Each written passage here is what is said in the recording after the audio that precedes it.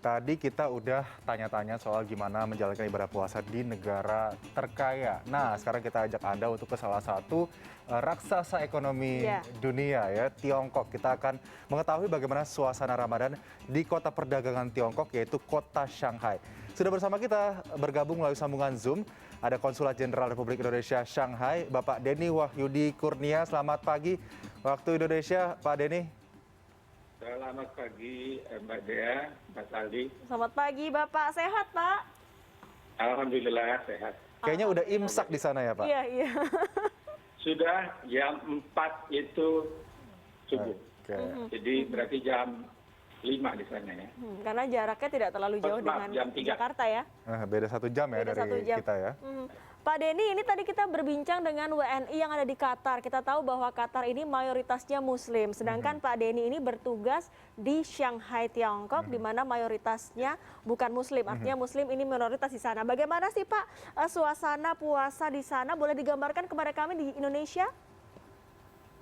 Ya, tentu di Shanghai penduduk 24 juta, itu Shanghai-nya kok saja. Kalau di sekitarannya, beberapa provinsi di sekitarnya itu 277 juta sama dengan penduduk Indonesia. Jadi kerja keras kita untuk mendapatkan suasana puasa ya. Muslim di Shanghai kurang dari 100.000 orang. Jadi aktivitas keagamaan sudah berjalan lagi. Kita ke masjid bisa ikut taraweh. Dan memang yang suasana paling ramai biasanya maghrib sampai taraweh. Jam-jam sholat lain juga masjid tetap buka. Ada 7 masjid di Shanghai. Oke, tadi saya quote pernyataan Pak Denny, kerja keras kita mendapatkan Iya, iya, suasana berpuasa di kota Shanghai dengan penduduk Muslim yang minoritas ini. Nah, dalam ikhtiar tadi mendapatkan suasana Ramadan yang cukup memadai untuk para Muslim yang minoritas di sana, apakah saat ini sudah ada kegiatan pengumpulan yang diperbolehkan bagi WNI di bulan Ramadan ini, Pak, seperti saat sebelum pandemi terjadi lah?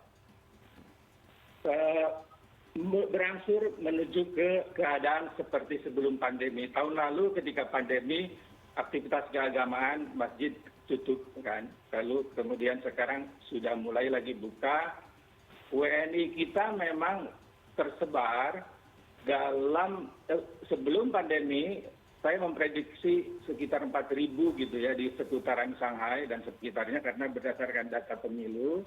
Tapi kemudian ketika terjadi pandemi, itu kebetulan pas lagi libur Imlek, memang terbiasanya 60% penduduk itu keluar kota, lalu ke Indonesia, orang-orang kita gitu, karena banyak sekali pelajar. Lalu kemudian juga ada eksodus ketika ketakutan terjadi di awal pandemi itu, sehingga mungkin sekarang kita 20% WNI di sini hanya tinggal sedikit lagi. 100 orang gitu, sehingga mereka pun sibuk dengan aktivitas masing-masing. Lalu kemudian yang pelajar di sekolah juga mereka biasanya di asrama, belum tentu gak mudah untuk keluar masuk. Jadi suasana puasa kami ya dengan jumlah yang tidak terlalu banyak. Jadi mungkin lebih afdol kalau ikut saja dalam aktivitas Muslim Shanghai di masjid-masjid yang memang banyak didominasi oleh Muslim Tiongkok dari Gansu, dari Xinjiang gitu.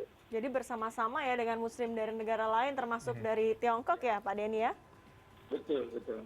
Pak Denny, ini kan kalau di Indonesia ini kegiatannya di masjid ini hanya boleh ketika sholat saja dan kapasitasnya maksimal 50% dari total kapasitas. Kalau di Shanghai bagaimana Pak dengan aturan-aturan? Tentunya dengan jumlah kasus yang perkembangannya juga masih terus bertambah ya jumlah kasus COVID-19? Di Shanghai sebetulnya ketika Cina terpukul oleh COVID itu menjelang musim panas bulan Juni itu sudah hampir normal. Jadi memang ada pengecekan yang efektif. Jadi pengecekan itu 1 masker, 2 temperatur. Semua masuk gedung udah pasti ada cek temperatur yang otomatis itu. Lalu kemudian kode kesehatan yang ada di handphone. Jadi orang masuk keluar gedung itu udah pasti ada handphonenya yang ada bukti kesehatan di situ hijau atau merah. Nah, jadi perjalanan orang dari provinsi mana, dari luar negeri segala macam akan tercatat di situ. Ketika dia misalkan masuk ke wilayah yang risky berisiko, dia dengan sendirinya akan berubah itu warnanya dan akan dicegah untuk masuk, bahkan bisa diminta untuk karantina gitu. Jadi aktivitas itu menjadi normal ketika kasus-kasus berkurang gitu. Pada dasarnya kan Shanghai ini tempat masuknya pelancong internasional, jadi kasus akan selalu ada. Sekarang itu mungkin sekitar 50, tetapi kan itu disaring di pelabuhan, di airport dan sebagainya, langsung masuk karantina dengan kewajiban 2 minggu di karantina yang ditunjuk tempatnya. Lalu kalau ternyata di dalam pesawat itu ada kasus positif lebih dari 2 orang, itu bisa tambah lagi seminggu itu karantinanya. Jadi sistem yang efektif untuk mencegah penyebaran virus itu sudah berjalan. Bahkan kalau misalkan ada kasus yang munculnya itu tiba-tiba saja dari lokal, yang kemungkinan itu penularan dari barang-barang yang terkontaminasi virus, itu di wilayah setempat dalam satu desa, distrik kawasan itu biasanya kompon perumahan, ya di karantina juga orang-orang di situ untuk sekian lama. Nah, jadi sehingga kemudian membuat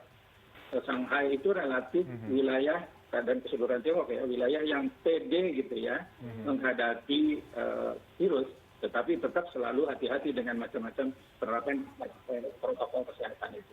Oh, dengan hiruk Jadi pikuk. di masjid juga oke, kami biasa aja gitu. Oke, karena itu tadi ya, vaksinasi sudah dilakukan dan juga berbagai cara sudah juga dituntaskan untuk menyudahi pandemi COVID-19 di sana. Mungkin penerapan Internet of Things, kemudian juga lockdown yang dilakukan oleh pemerintah Tiongkok ini bisa menjadi salah satu acuan kita bersama lah begitu. Karena Bagaimana Tiongkok yang negaranya super padat dan juga punya pengalaman ya. pengalamannya juga cukup banyak ya dalam menghadapi virus ini, sehingga kita sama-sama bisa terlepas lah dari pandemi ini secepatnya, karena udah kepengen banget ya. pengen banget jalan-jalan, mungkin iya. Pak Denny juga pengen pulang kampung ke Indonesia ketemu keluarga ya. Oke, baik Pak Denny Wahyudi Kurnia, Konsulat Jenderal RI di Shanghai. Terima kasih atas waktunya sudah bergabung bersama CNN Indonesia Connected Ramadan pada pagi hari ini.